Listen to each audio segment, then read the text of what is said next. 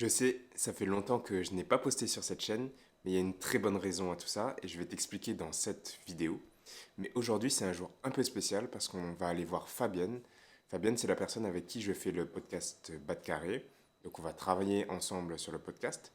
Mais surtout, Fabienne, c'est une spécialiste de la communication digitale et donc elle va me donner des conseils sur ma communication à propos des entrepreneurs protagonistes. Donc je t'emmène avec moi pour que tu prennes aussi quelques notes et que tu apprennes quelque chose aujourd'hui.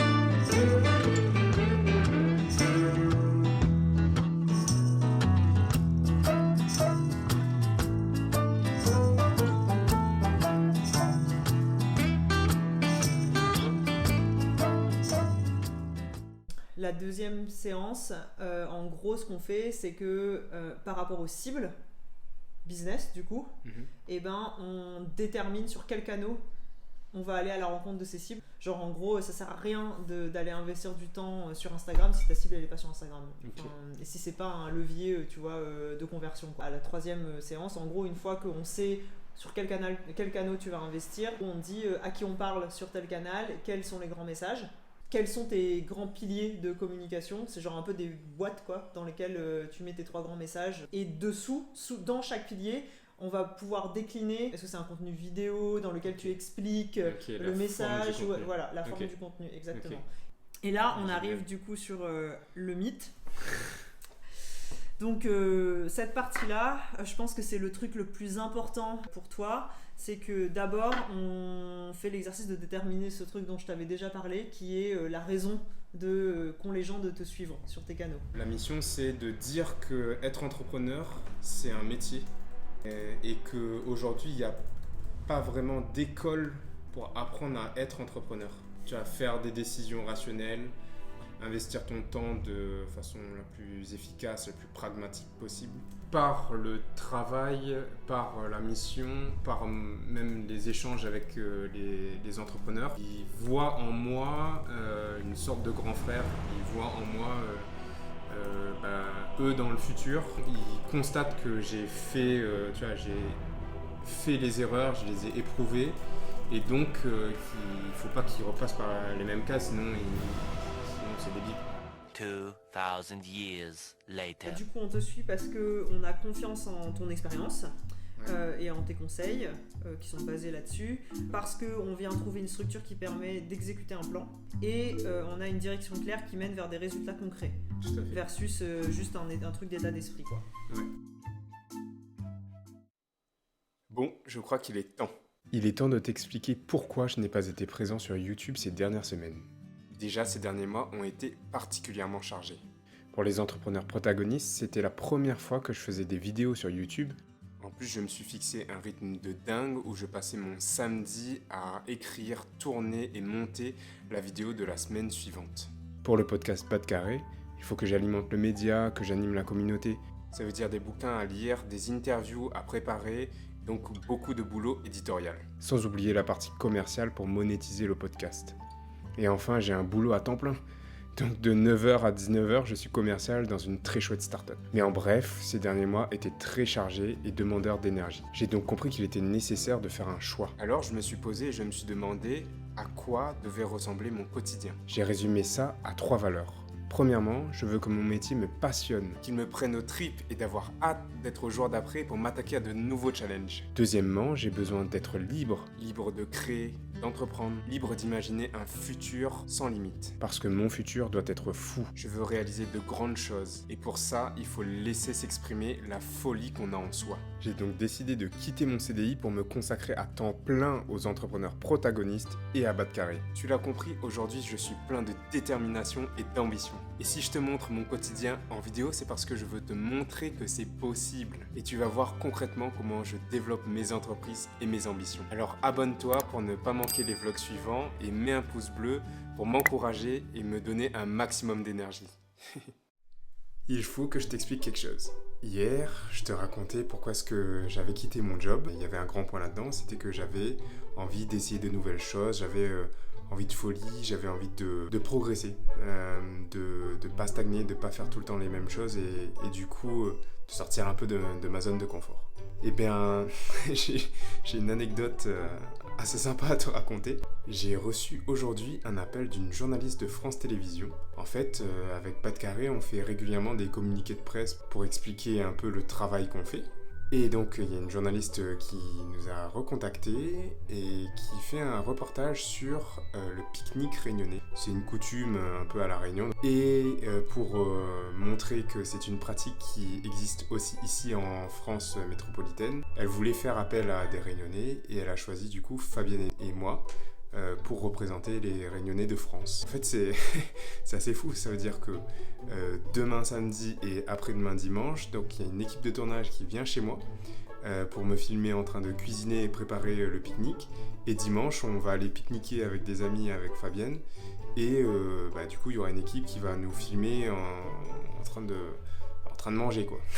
Si je te raconte tout ça, c'est pas juste pour raconter ma vie, ça on s'en fout. C'est surtout pour t'emmener avec moi et te montrer un peu les backstage du coup d'un tournage comme ça.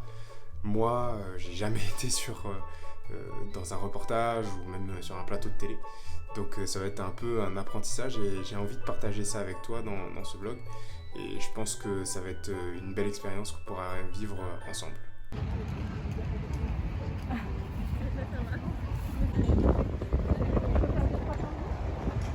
Mais ici je suis tout seul mais ce sera quand même très bon. Et vous faites tout. Et je fais tout. Et je prends un plaisir en fait parce que à chaque fois ça me permet de me replonger un peu dans les souvenirs, de me replonger dans ce que j'aime faire, de ce que j'aime partager. Et tu t'en vas, voilà. Et tu la prends, tu la portes et tu t'en vas. Nickel.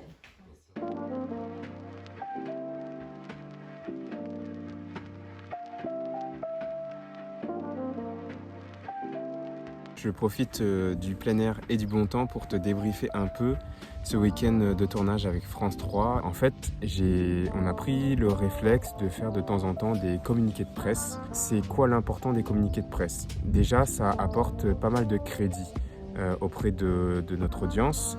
Moi, je sais que quand on relaie ensuite le fait qu'on est passé dans tel ou tel média, même si c'est un petit article de 2 paragraphes sur un site pas incroyable, la communauté le voit ça comme une validation et voit le fait que l'entrepreneur, le média, l'entreprise qui suivent est validé du coup par un média externe et donc ils ont raison de te suivre, ils ont raison de t'écouter tous les jours, d'acheter ce que tu proposes, de te suivre même si tu n'as rien encore à vendre. Le deuxième point des communiqués de presse, c'est que du coup ça va t'apporter un peu d'audience et bien sûr il y a certains médias qui vont t'apporter plus d'audience que d'autres et je pensais pas qu'on allait avoir une telle retombée presse. Donc là, c'est carrément France 3 qui est venu nous chercher. Et donc avoir déjà des retombées d'un tel média, c'est énorme. C'est juste trop bien, c'est trop chouette. Alors, ce que j'ai retenu d'intéressant, déjà, il faut être assez sûr de ce qu'on a à dire. La journaliste oriente beaucoup les questions. C'était pas mal des questions fermées où elle donne un angle directement dans la question. Je constate que les journalistes peuvent te poser entre 5 et 10 fois la même question sous des angles différents et donc tu dois te débrouiller pour à la fois contenter la journaliste parce qu'elle vient chercher certaines informations, mais aussi il faut que tu gardes en tête qui tu es, que tu gardes en tête ta vérité et que du coup que tu ne te mentes pas. Vous allez me dire sur les pique-niques, ça va être des petits sujets.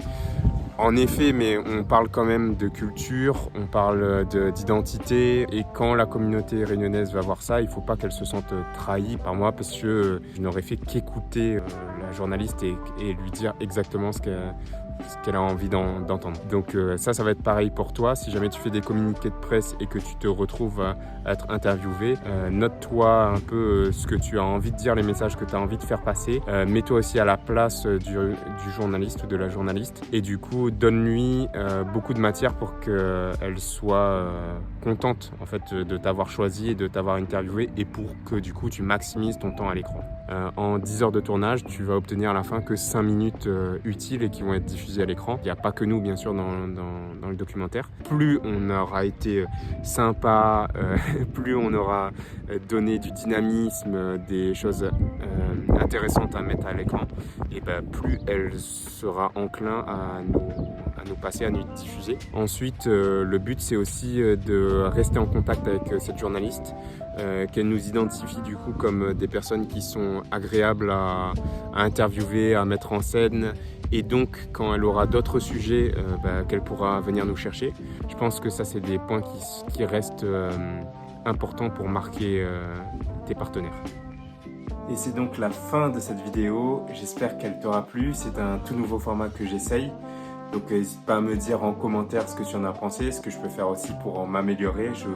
Je prends toutes les réponses, tous les avis et je réponds toujours du coup aux moindres commentaires. Mets-moi aussi un pouce bleu parce que ça m'aide énormément au référencement de ma vidéo.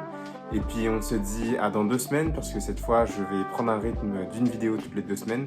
Je pense que c'est plus soutenable et donc ça va être réalisable. Et donc abonne-toi pour ne pas manquer la prochaine vidéo. Je te dis à la prochaine, salut!